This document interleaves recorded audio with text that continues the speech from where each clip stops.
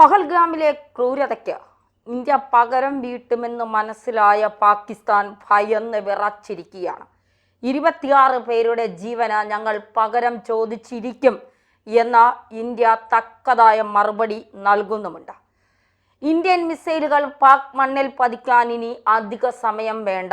പാകിസ്ഥാനിലെ army chief മേധാവി കുടുംബസമേതം നാട് വിട്ടു എന്നാണ് കേൾക്കുന്നത്. അതായത് ഇന്നലെ പറഞ്ഞത് ചൈന പാകിസ്ഥാനൊപ്പം നിന്ന് ഇന്ത്യയെ ഒറ്റുന്നു, പാകിസ്ഥാന് ആയുധങ്ങളും പണവും നൽകിക്കൊണ്ട് ഇന്ത്യയെ തകർക്കാനായി പാകിസ്ഥാനൊപ്പം നിൽക്കുന്നു എന്നുള്ളതാണ്. ഒരിക്കലും ചൈന അത്തരം ഒരു മണ്ടത്തരം കാണിക്കില്ല. കാരണം ഇന്ത്യയുമായി ചേർന്ന് നിന്നാലേ ചൈനയ്ക്ക് ഗുണമുണ്ടാകൂ എന്ന് ചൈനയ്ക്ക് നന്നായി അറിയാം. തീവ്രവാദികളെ വളർത്തുന്ന പാകിസ്ഥാനൊപ്പം നിന്നാൽ ചൈനയുടെ ഗതി അതോ ഗതിയാകും. ലോകരാജ്യങ്ങൾ ഉപരോധം ഏർപ്പെടുത്തുമ്പോൾ അത് ചൈനയ്ക്കും ചിലപ്പോൾ ബാധകമാകുമോ എന്ന് ചൈന ഭയക്കുന്നുണ്ട്.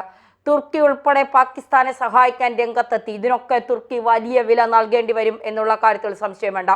2022 പാകിസ്ഥാൻ പ്രവിശ്യയിൽ, പാകിസ്ഥാനിലെ പഞ്ചാബ് പ്രവിശ്യയിൽ ഇന്ത്യ ഒരു ബ്രഹ്മോസ് മിസൈൽ വർഷിച്ചിരുന്നു. അത് പരീക്ഷണാർത്ഥം നമ്മൾ ചെയ്തതാണ്. അതിൻ്റെ വിജയം എങ്ങനെയാണ് എന്ന് മനസ്സിലാക്കാൻ പിന്നീട് അവിടുത്തെ പ്രദേശവാസികൾ അതിൻ്റെ അവശിഷ്ടങ്ങൾ കണ്ടു. പാകിസ്ഥാൻ ഇന്ത്യയോട് ചോദിച്ചപ്പോൾ ഇന്ത്യ പറഞ്ഞത്, ഞങ്ങൾ മിസൈൽ അയച്ചു, പക്ഷെ അത് വഴിമാറി അവിടേക്ക് പതിച്ചതാണ്, അല്ലാതെ അവിടെ ലക്ഷ്യമാക്കി ഞങ്ങൾ ചെയ്തതല്ല എന്ന്. പക്ഷേ 2 വർഷത്തിന് ശേഷം ഇന്ത്യൻ എയർഫോഴ്സ് ഉദ്യോഗസ്ഥർ പറഞ്ഞു, ഞങ്ങൾ പാകിസ്ഥാനിലേക്ക് അത് വിട്ടത് തന്നെയാണ്, അതിലൊരു സംശയവും വേണ്ട. പാകിസ്ഥാനെ സൂപ്പർസോണിക് ഇന്ത്യ തയ്യാറാക്കിയ തദ്ദേശീയ സൂപ്പർസോണിക് ബ്രഹ്മോസ് മിസൈലിന്റെ പരീക്ഷണം പാകിസ്ഥാനിൽ ഞങ്ങൾ നടത്തിയത് തന്നെയാണ്, അതിലൊരു സംശയവും വേണ്ട എന്ന്. ആണവായുധങ്ങൾ ഉപയോഗിച്ചുകൊണ്ട് ഇന്ത്യയെ തകർക്കുമെന്ന് പറയുന്ന പാകിസ്ഥാൻ ഒരിക്കലും ആണവായുധങ്ങൾ തൊടാൻ കഴിയില്ല എന്നുള്ളതാണ്. ചൈനയും കൂടി ഇന്ത്യക്കൊപ്പം ചേർന്നാൽ, ലോകത്തിലെ ഏറ്റവും വലിയ ശക്തിയാണ് ചൈന, ആ ചൈനയും കൂടി ഇന്ത്യക്കൊപ്പം ചേർന്നാൽ മറ്റ് രാജ്യങ്ങളെല്ലാം, ഇസ്രായേലും US-ഉം അമേരിക്കയും ഒക്കെയുള്ള രാജ്യങ്ങൾ, റഷ്യയും ഉൾപ്പെടെയുള്ള രാജ്യങ്ങൾ എന്ത് സഹായത്തിനും ഞങ്ങൾ തയ്യാറാണ്, പറഞ്ഞാൽ മതി എന്ന് പറഞ്ഞുകൊണ്ട് നിൽക്കുന്ന മറ്റ് രാജ്യങ്ങൾ, ഇവരൊക്കെ ഇന്ത്യക്കൊപ്പം ചേർന്നാൽ ആരും വേണ്ട, ഒറ്റയ്ക്ക് നിന്നാലും മതി ഇന്ത്യക്ക് പാകിസ്ഥാനെ തകർക്കാൻ. പ്രധാനമന്ത്രി നരേന്ദ്രമോദിയുടെ വാക്കുകൾ നിങ്ങൾ ഓർക്കുന്നുണ്ടോ എന്നെനിക്കറിയില്ല. പക്ഷെ അദ്ദേഹം പറഞ്ഞത് ഇങ്ങനെയാണ്: ഈ ഭീകരാക്രമണത്തിൽ ഗൂഢാലോചന നടത്തിയവരെയും പദ്ധതി തയ്യാറാക്കിയവരെയും പിന്നിൽ പ്രവർത്തിച്ചവരെയും ഞങ്ങൾ വെറുതെ വിടില്ല. 148 കോടി ഇന്ത്യക്കാർ പകരം വീട്ടിയിരിക്കും. പക്ഷേ പാകിസ്ഥാൻ എന്ന് അദ്ദേഹം പറഞ്ഞില്ല. അതാണ് ഒരു പ്രധാനമന്ത്രിയുടെ വിവേകം എന്ന് പറയുന്നത്. വികാരത്തിലൂടെയല്ല, വിവേകത്തിലൂടെയാണ് പെരുമാറേണ്ടതെന്നൊരു പ്രധാനമന്ത്രി പഠിപ്പിച്ചു തന്ന വാക്കുകളാണത്. കാരണം ഒരു രാജ്യത്തിനെതിരെ പറഞ്ഞാൽ അത് വലിയ പ്രത്യാഘാതങ്ങൾക്കിടവരുത്തും. ആ രാജ്യം പ്രകോപനപരമാകും. അത് പിന്നെ അവിടുത്തെ ജനങ്ങളെ കൂടി വല്ലാത്ത രീതിയിൽ ബാധിക്കും. അതുകൊണ്ടാണ് പ്രധാനമന്ത്രി പാകിസ്ഥാൻ എന്ന വാക്ക് ഉപയോഗിക്കാതെ ഭീകരർക്കെതിരെ എന്നുള്ള വാക്ക് കൃത്യമായി ഉപയോഗിച്ചുകൊണ്ട് മുന്നോട്ട് പോയത് എന്നുള്ളതാണ്. നമ്മുടെ മിസൈലുകളെ പാകിസ്ഥാൻ ഭയക്കണം. ബ്രഹ്മോസ് മിസൈൽ ഉൾപ്പെടെ ഘടിപ്പിച്ച റാഫേൽ, സുഖോയ് യുദ്ധവിമാനങ്ങൾ, റഷ്യൻ നിർമ്മിത അത്യാധുനിക ട്രയം S-400 മിസൈൽ സംവിധാനം, 44 സെക്കൻഡിനകം 12 റോക്കറ്റുകൾ കുതിച്ചു പായുന്ന പിനാക, ആകാശ്, പൃഥ്വി മിസൈലുകൾ തുടങ്ങി മാരകായുധങ്ങൾ സജ്ജമാക്കി നിൽക്കുകയാണ് ഇന്ത്യ. ബ്രഹ്മോസ് ഘടിപ്പിച്ച നാവികസേന യുദ്ധക്കപ്പലുകൾ അറബിക്കടലിലും റെഡി.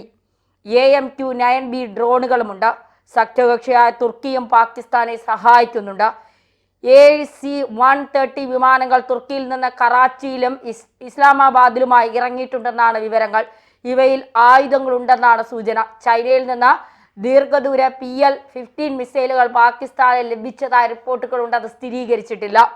ആയുധം കൈമാറിയിട്ടും ഈ സംഘർഷം തണുപ്പിക്കാനുള്ള നടപടിയാണ് ചൈനയുടെ ഭാഗത്തു നിന്ന് വരുന്നത് എന്നുള്ള ഒരു ആരോപണം പല രാജ്യങ്ങളും ഉന്നയിച്ച് രംഗത്തെത്തുന്നുണ്ട് എന്നതാണ്. ഇന്ത്യക്കൊപ്പം തങ്ങളെന്നും ഭീകരവാദത്തെ ശക്തമായി അപലപിക്കുകയാണെന്നും അമേരിക്ക കഴിഞ്ഞ ദിവസവും പറഞ്ഞിരുന്നു. ഇരു രാജ്യങ്ങളും ഉത്തരവാദിത്വത്തോടെ സംസാരിച്ച് പരിഹാരം കാണണമെന്നുമാണ് അമേരിക്കയുടെ അഭിപ്രായം. ഇന്ത്യയുടെ തിരിച്ചടിയെ ഭയന്ന് പാകിസ്ഥാൻ പിന്മാറുന്നു എന്നുള്ള വിവരങ്ങളാണ് പുറത്തു വരുന്നത്. നുഴഞ്ഞുകയറ്റത്തിനായി പാക് അധിനിവേശ കശ്മീരിൽ അതായത് POKയിൽ സജ്ജമായിരിക്കുന്ന ഭീകരരെ പാക് സൈനിക കേന്ദ്രങ്ങളിലേക്കും ബങ്കറുകളിലേക്കും പിൻവലിച്ചതായി രഹസ്യ അന്വേഷണ വൃത്തങ്ങളിൽ നിന്ന് സൂചന വരുന്നുണ്ട്. POKയിൽ സർദി, സുദ്യാൽ, അത്മുഖം, ജുറ, ലിബ, പച്ചിമാൻ, ഫോർവേഡ്, കതുഹ, കോട്ലി, ഖുരിയാട്ട, മന്ദർ, നിക്കയിൽ, ചമൻകോട്ട്, ജാൻകോട്ട എന്നിവിടങ്ങളിൽ നിന്നാണ് പാകിസ്ഥാൻ ഭീകരരെ പിൻവലിച്ചത്. നിയന്ത്രണ രേഖയിൽ നിന്ന് ജമ്മു കാശ്മീരിലേക്ക് ഈ മേഖലയിലൂടെയാണ് നാളുകളായി ഭീകരർ ഇന്ത്യയിലേക്ക് നുഴഞ്ഞു കയറുന്നത്. തുടർ നടപടിയെക്കുറിച്ച് ഇന്ത്യ ശക്തമായ ആലോചനകൾ തുടരുന്നതിനിടെ പാകിസ്ഥാന് പരോക്ഷ പിന്തുണയുമായി ഇന്നലെ തുർക്കിയും രംഗത്തെത്തിയിരുന്നു. എന്തായാലും പാകിസ്ഥാൻ തകരുമെന്നുള്ള കാര്യത്തിൽ സംശയം വേണ്ട. ഭീകരവാദികളെ വളർത്തുന്ന പാകിസ്ഥാനെ കുടപിടിക്കുന്നവരെയും പാകിസ്ഥാനൊപ്പം നിൽക്കുന്നവർക്കെതിരെയും ഇന്ത്യ ശക്തമായ നിലപാട് സ്വീകരിക്കും എന്നുള്ളതാണ്. കാരണം തീവ്രവാദത്തെ പിഴുതെറിയുന്ന നിലപാടാണ് ഇന്ത്യ സ്വീകരിക്കുന്നത്. ഒരു തെറ്റും ചെയ്യാത്ത 26 പേരുടെ ജീവൻ എടുത്ത കൊടും ക്രിമിനലുകളെ വെറുതെ വിടില്ല. അവർക്ക് പിന്നാലെ തന്നെയാണ് സൈന്യം. അവർ 1.5 വർഷത്തോളമായി കശ്മീരിൽ നുഴഞ്ഞു കയറിയിട്ടുണ്ട് എന്നാണ് അവിടുത്തെ പ്രാദേശിക ആളുകൾ പറയുന്നത്. മാത്രമല്ല പ്രാദേശിക വീഡിയോഗ്രാഫർ പകർത്തിയ ദൃശ്യങ്ങളിൽ ഈ വന്ന തീവ്രവാദികളുടെ എല്ലാ കാര്യങ്ങളും എല്ലാ വിവരങ്ങളും ഒക്കെ അടങ്ങിയിട്ടുണ്ട് എന്നുള്ളതാണ് ഇപ്പോൾ പുറത്തു വരുന്ന വിവരങ്ങളുടെ അടിസ്ഥാനത്തിൽ മനസ്സിലാക്കാൻ സാധിക്കുന്നത്. എന്തായാലും പാക് പട്ടാള മേധാവി തന്നെ പാകിസ്ഥാൻ വിടുമ്പോൾ, പാകിസ്ഥാൻ ആഭ്യന്തര കലഹത്തിലേക്ക് പോകുമ്പോൾ, എന്ത് ചെയ്യണം എന്നറിയാതെ പിച്ചും പേയും പുലമ്പി നിൽക്കുമ്പോൾ ഇന്ത്യയുടെ തിരിച്ചടി വളരെ കനത്തതായിരിക്കും. പ്രഹരമേറ്റത് തന്നെ വലിയ രീതിയിലായിരിക്കും പാകിസ്ഥാനെ പ്രഹരമേൽക്കാൻ പോകുന്നത്. നയതന്ത്ര പ്രഹരം വലിയ രീതിയിലേറ്റിരുന്നു. അതിലും വലിയ രീതിയിലായിരിക്കും ഈ കാര്യത്തിൽ ഇന്ത്യ തിരിച്ചടിക്കാൻ പോകുന്നത് എന്നുള്ളതാണ്. എന്തായാലും ഈ ആണവായുധം പ്രയോഗിക്കാനൊന്നും പാകിസ്ഥാൻ തുനിയില്ല, പാകിസ്ഥാൻ അതിന് മുതിരില്ല എന്നുള്ള കാര്യം ഉറപ്പ് തന്നെയാണ്. മതം ചോദിച്ച് ഭീകരവാദികൾ എത്തിയത് ഇന്ത്യയെ വിഘടിപ്പിക്കാനാണോ, ഇന്ത്യയിൽ തമ്മിത്തല്ല് നടത്താനാണോ എന്നുള്ളതാണ്. കാരണം വലിയ രീതിയിലുള്ള ഒരു പ്രകോപനം ഇന്ത്യയിൽ ഉണ്ടാക്കണം എന്ന് ഭീകരവാദികൾ വിചാരിച്ചിരുന്നു. പക്ഷേ അത് ഇന്ത്യയിൽ നടന്നില്ല എന്നുള്ളതാണ്. നല്ല ഊർജ്ജസ്വല നല്ല തൻ്റെ ഇടമുള്ള ഒരു സർക്കാർ നമുക്കുണ്ട്.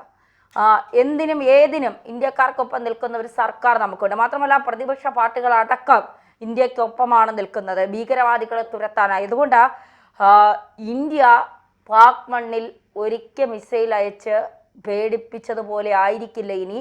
തുരുതുരാ മിസൈലുകൾ വരും. പാകിസ്ഥാൻ ഛിന്ന ഭിന്നമാകാൻ ഇനി ചിലപ്പോൾ മാസങ്ങളൊന്നും വേണ്ട, വിരലിലെണ്ണാവുന്ന ദിവസങ്ങൾ മാത്രം മതിയാകും.